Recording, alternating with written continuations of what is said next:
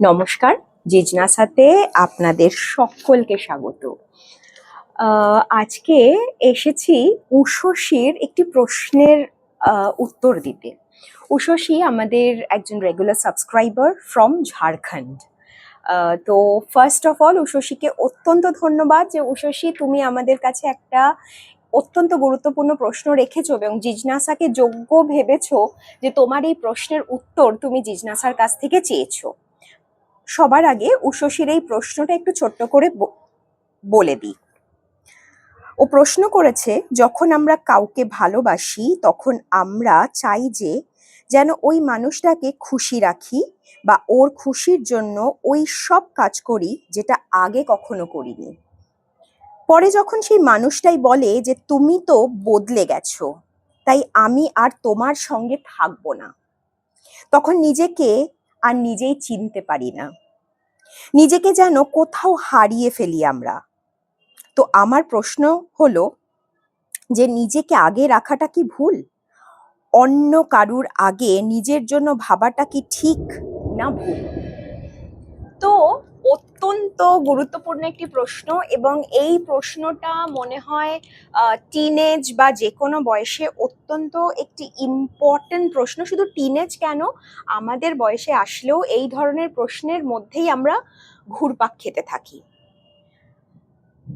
কিন্তু নিজেকে হারিয়ে ফেলাটা কোনোদিনই সাইকোলজি বা স্পিরিচুয়ালিটি কিন্তু আমাদের শেখায় না। নিজেকে প্রতিনিয়ত আপলিফট করা, ফিজিক্যালি, মেন্টালি অ্যান্ড সাইকোলজিক্যালি, এটাই কিন্তু একটি মানুষের মূল ধর্ম। হ্যাঁ, একজন অবশ্যই পার্টনার দরকার হয়, সবকিছু জীবনে দরকার হয়, কিন্তু কখনোই নিজেকে হারিয়ে ফেলাটা মনুষ্য ধর্ম নয়। সাইকোলজিও তাই বলছে। আপনি নিজেকে যত আপগ্রেড করবেন, নিজেকে যত ধীরে ধীরে চিনবেন, আপনার সামনের মানুষগুলো আপনাকেই সেইভাবেই অ্যাকসেপ্ট করবে। যতক্ষণ না আমরা আমাদের নিজেকে একভাবে, আমরা যেরকম সেইভাবে অ্যাকসেপ্ট করি, ততক্ষণ আমরাও কনফিউজ থাকি। আর কনফিউশনের মেন জায়গাটা কি, যে আমি নিজেকে আগে রাখবো নাকি আমার সামনের মানুষটাকে আগে রাখবো, আমার নিজের পছন্দকে আগে রাখবো নাকি আমার সামনের মানুষের মতন করে আমি আমার পছন্দকে চেঞ্জ করব বা মডিফাই করব। এখানে আগে বা পরের কোনো প্রশ্নই নেই।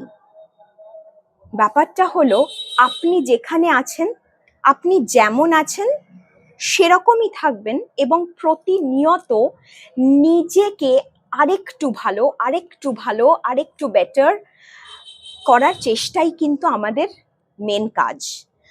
আর সামনের মানুষটা, সে যদি সত্যি আপনাকে ভালোবাসে বা আপনার সাথে থাকতে চায়, সে হয়তো ওইভাবেই আপনার সাথে থেকে যাবে।